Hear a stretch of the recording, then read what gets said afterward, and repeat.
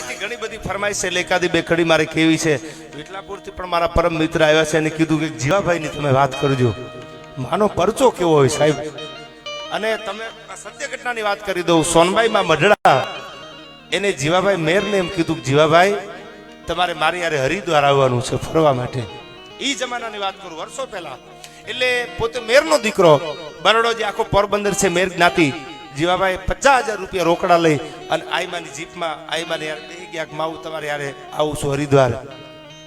હવે સાંભળજો જગદંબા કોને કહેવાય. એ આખા હરિદ્વારમાં ફરી 1 દી 2 દી 3 દી 5 દી અઠવાડિયું ફરી અને સોનબાઈમાં હારે જીવાભાઈ પાછા આવે છે. જુનાગઢ આવ્યું ભાઈ અને 50,000 રૂપિયા વાપરી નાખ્યા જીવાભાઈ. હો જુનાગઢ આવ્યું એટલે જુનાગઢથી જીવાભાઈને ઉતરી અને એમના ગામ જવાનું અને સોનબાઈ માને મઢડા જવાનું. એટલે જીપમાંથી નીચે ઉતરી અને જીવાભાઈ સોનબાઈ માને કીધું કે હવે જય માતાજી કે જીવાભાઈ ખાલી ઓલી રેકડી ઊભી ને એમાંથી 1 ડઝન કેળા લઈ આવો ને પછી તમે તમારે નીકળી જાઓ. સાહેબ પોતે પેરણ પહેરેલું પહેરવા જે આવતો જે કાઠિયાવાડીનો હોરઠનો એમાં બંડી પહેરેલી અને બંડીના ખીચામાં હાથ નાખ્યો પણ રૂપિયો નીકળ્યો નહીં ભાઈ. કારણ કે 50,000 હતા, 50,000 વાપરી નાખેલા. એટલે જીવાભાઈને એમ થયું સોનબાઈમાં બેઠા છે અને ખીચામાં પૈસા છે નહીં અને આ કેળાનું ડઝન મારે લેવું કેમ? માતાજીની નજર મારી સામે છે. કદાચ જો નજર ન હોય તો કેળાવાળાની રેકડીવાળાને ઠોહો મારી કોણીનો અને એમના ડઝન લઈ લો, પણ આઈમાં બેઠા છે એટલે મારાથી લેવાય નહીં. આ ઘડી ખીચામાં હાથ નાખે, ઘડી આ ખીચામાં હાથ નાખે અને સાહેબ એમ કરતા કરતા જે જમણો હાથ બીજી ને ત્રીજી વાર બંડીના ખીચામાં ગયો એના ઈ જ 50,000 બંડલ નીકળ્યું ભાઈ જુનાગઢના ફાદરમાં. હો આ સત્ય ઘટનાનો પ્રસંગ કહો આપને. એના ઈ જ 50,000 અને જીવાભાઈની આંખમાંથી આહુડાની ધારું મંડી થવા. હો એ સોનબાઈ માં આમ જોયું બંડલ કાઢ્યું, એના ઈ બંડલ 50,000 તમે હરિદ્વાર વાપરી નાખ્યા છે તો 50,000 આવ્યા ક્યાંથી? લાકડી પડે એમ જુનાગઢના ફાદરમાં સોનબાઈ માના પગમાં પડી અને જીવાભાઈ એટલું કીધું કે માં ઓળખી ન હોય કે તેદી સોનબાઈમાં થોડાક દાંત કાઢીને જીવાભાઈ મેરને એટલું કીધું કે જીવા મામા હું ચારણની દીકરી છું, મારે લેવાનું ન હોય. ચારણો કોઈ દી લે નહીં,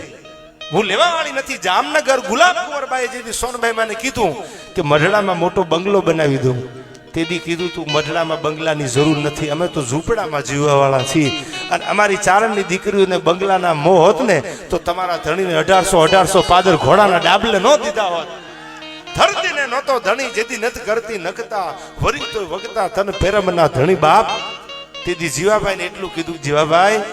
તમને 50,000 રૂપિયા વપરાવા થોડી લઈ જાઉં, હું ચારણની દીકરી છું. જીવાભાઈ માં તો દીકરાને આપે, માં કોઈ દી લે નહીં, હું તો દીકરાને દેવા આવીશું. અને આ સત્ય ઘટનાનો પ્રસંગ કે સાહેબ જીવાભાઈની આંખમાંથી આહુડા પડી ગયા અને કીધું કે માં તને ઓળખવામાં ભૂલ થઈ ગઈ. એમાં આવા 1,000 પ્રસંગો છે. પણ જે મેર જ્ઞાતિની મેં તમને વાત કરી, જેમ આપણે બધી જે જ્ઞાતિઓ છે આપણા સૌરાષ્ટ્રમાં, એમ આખું પોરબંદર જે બરડો છે એમાં મેર જ્ઞાતિ બહુ જાજી છે, આપ પણ જાણો છો. અને એમાં એક બનેલી સત્ય ઘટના આજ જ્યારે વીરવર પુરુષોને શ્રદ્ધાંજલિ દેવા બેઠાજી છેલ્લે 2 કડીઓમાં મારે લેવી છે. સાહેબ આફ્રિકાના નાયરોબીમાં જેનો જન્મ થાય વિદેશમાં, અને નાયરોબીમાં જન્મ થયા પછી એ દીકરો ઇન્ડિયામાં આવે અને ઇન્ડિયામાં આવીને પોતાના બાપ દાદાને, પોતાના વડવાને, પોતાના ગ્રાન્ડફાધરને કહે છે બાપુ આપણી પરંપરા, આપણી સંસ્કૃતિની વાતો તો મને કરો.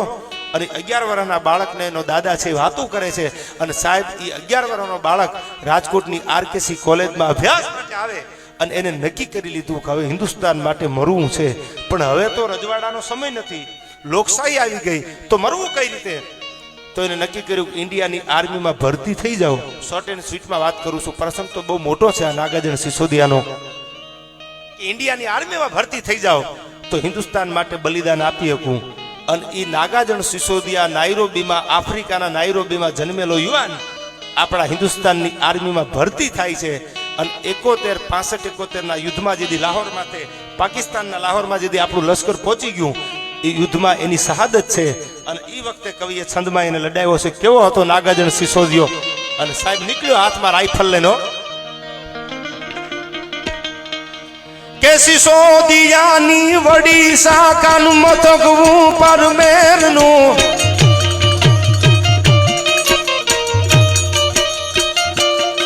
લડવાતણી વીરતા જનેરી વટક લેતા વેરનું.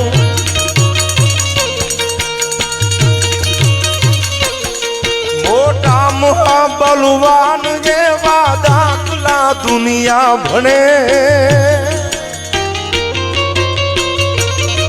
રાજુ બિરદુરણ મોર ચામા નવાડ ફળ ના ગાજણે આજુ નવાડ ફળ ના ગાજણે પણ આયા જે શિવ કૃપા સાઉન્ડ વાગે છે ને ઈ બખરલા ઈ બરડાનો મેર છે એકવાર જોરદાર તાળીઓથી વધાવી લેજો એને હા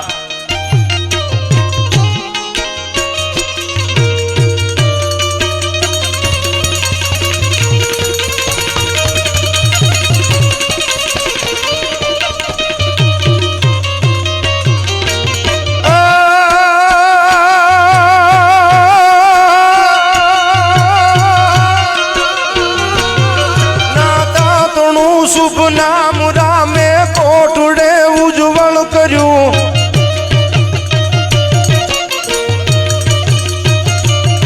એ બને બહાદુરો તણું તે કાળ જૂટા ઢૂકર્યું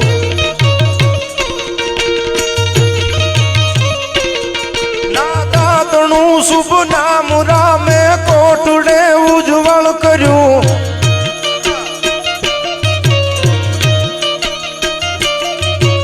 બને બહાદુરો તણું તે કાળ જૂટા ઢૂકર્યું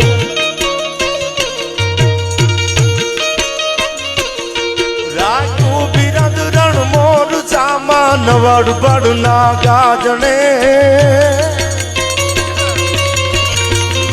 રાજુ બિરદ રણ મોર ચામા નવડ ફળ ના ગાજણે આજુ નવડ ફળ ના ગાજણે ફળ ના ગાજણે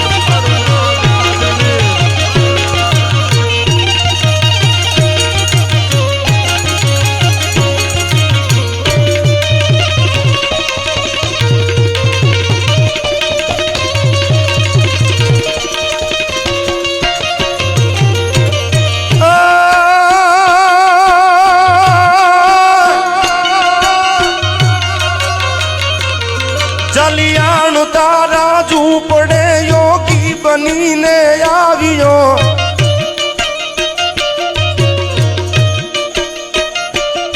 વીરબાયુ માગી દાન માજીન તપસ્વીને ત્યાગ્યો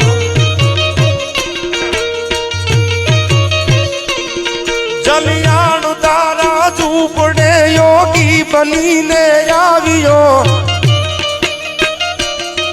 સાહેબ આજ કોઈ પણ મંદિર લઈ લો કોઈ પણ ધર્મ લઈ લો પણ જલારામના વીરપુરના પાદરમાં પગ મૂકો એક પણ રૂપિયાનું દાન હજી સ્વીકારવામાં આવતું નથી તમને મજા આવે પ્રસાદી લઈને નીકળો દર્શન કરીને બાકી આયા જલારામને દેવાના છે એવી આ જલારામની મને વાત યાદ આવે છે ત્યારે દિલજીતભાઈ બાટીની લખેલી આ કવિતા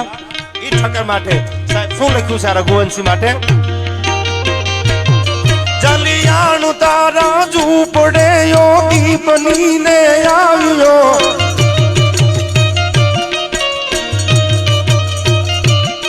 વીરબાયુ માગી દાન માજીન તપસ્વીને ત્યાગ્યો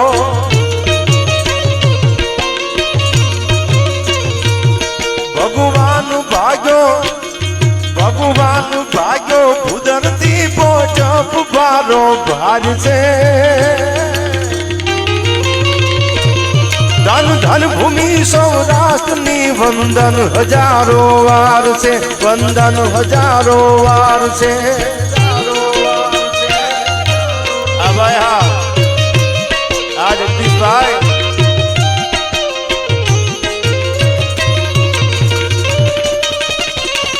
હા ભાઈ હા હા ઠક્કર હા અને અહીંથી આગળ બિલખાના પાદરમાં વાણિયાની દીકરીઓ નમો રહેણતાનમ નમો સિદ્ધાતમ નવકાર ભણવા વાળો વાણિયો અને હાથેલું હાથમાં લઈ સાહેબ કોઈ રોટલા ખવારી મહેમાન ગતિ કરાવે પણ આ દેશનો સૌરાષ્ટ્રનો વાણિયો તો તમે જો પોતાનો દીકરો ખાંડી અને ખવડાવી દીધો કે મારી મહેમાન ગતિમાં કોઈ દી ખામી ન પડે અને હાથમાં હાથેલું લઈ અને મંડી પોતાના દીકરાને ખાંડવા તેથી કવિએ લખ્યું છે કેવી હતી આ દેશની આર્ય નારી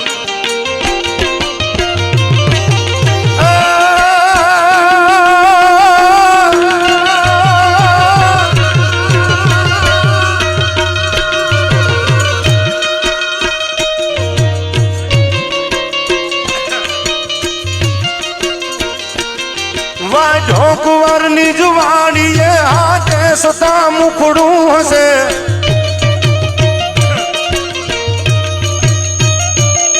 ઓલી સગાડું સાની વાત સુણ તારું વાડા બેઠા થશે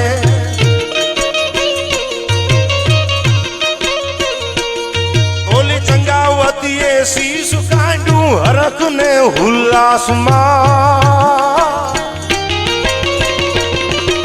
દેશની આવી આર્ય નામની અમાર છે ઇતિહાસમાં ભાઈ અમાર છે ઇતિહાસમાં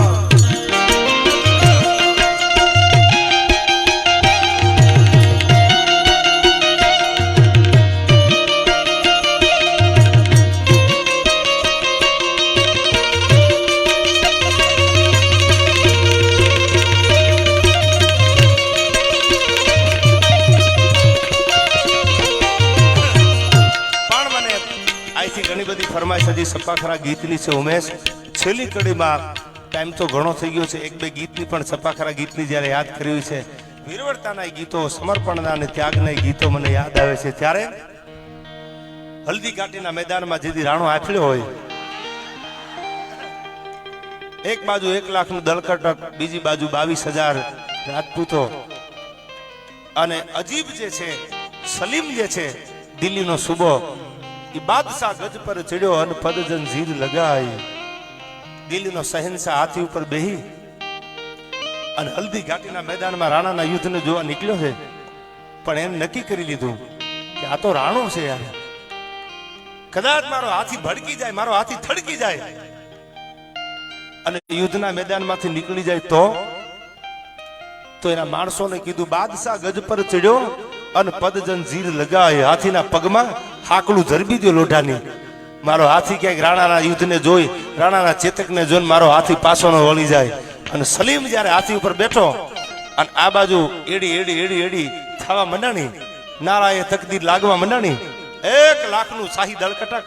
અવડ નામ જલ્લા પકડ પાક પલ્લા હવે કાહી બલ્લા રસુલ્લા સંભારે કયા મત કે દિલ में नन्ना मत बिजावे मुसीबत न पावे जो हिम्मत न हारे तो रखो याद दिल में मोहम्मद का कलमा नबी का मुसल्ला कभी ना बिसावे मुसलमान सारे नबी जी पुकारे અને ઇલ્લલ્લાહ ઇલ્લલ્લાહ સો ઇલ્લલ્લાહ પુકારે એ નારાએ તકદીરનો નારો લાગ્યો આ બાજુ 22,000 ના મોઢામાંથી ખમકારા નીકળ્યા હર હર મહાદેવ કરતા રાજપૂતોની શમશેરું ગાળા ઠંડી થઈ ભાઈ અને રાણો ઉપડ્યો ચેતક માથે હો કેહવાળીમાં હાથ ફેરવી અને આમ બાલોલ ખાન 19 મણનો હિસ્ટ્રી ઓફ રાજસ્થાન તમે ક્યારેક વાંચજો જેમ્સ કર્નલ ટોડનું લખેલું પુસ્તક 22 મણનો બાલોલ ખાન હાલ્યો આવે આમ અને બાલોલ ખાનના મોઢામાંથી અપશબ્દ નીકળ્યા કે કાટ તો હિન્દુ કૂટતા કો આટલું જે બાલોલ ખાન બોલ્યો ત્યાં તો ડાબો પગ હતો ને રાણા પ્રતાપનો એક ડાબો પગ આમ પેગડામાં હતો જમણો પગ પેગડામાંથી બહાર કાઢી અને ગોઠણ વાળી અને જે તલવાર હતી એ તલવાર બાલોલ ખાનની માથે જ્યાં મૂકી તો બાટી બીર હાક ડાક ચડી જાગ ભૂજાગ સલીમ હાથીની અંબાડીની માથે બેઠો બેઠો જોતો તો મારો એક જ જબરજસ્ત સેનાપતિ 1 લાખની ફોજમાં મવડી અને એને એક તલવારનો ઝાટકો રાણાનો આવ્યો ત્યાં તો આ ભાગમાંથી તલવાર લાગી એક બાજુ ઘોડા હોતો બાલોલ ખાન એક ફાડ્યું આ બાજુ અને એક ભાગ આ બાજુ જે હલ્દી ઘાટીના મેદાનમાં પડ્યો ત્યાં તો સલીમના મોઢામાંથી ભલકારા નીકળ્યા હતા કે વાહ રાણા વાહ ચેતક વાહ રાણા વાહ ચેતક અને આના માટે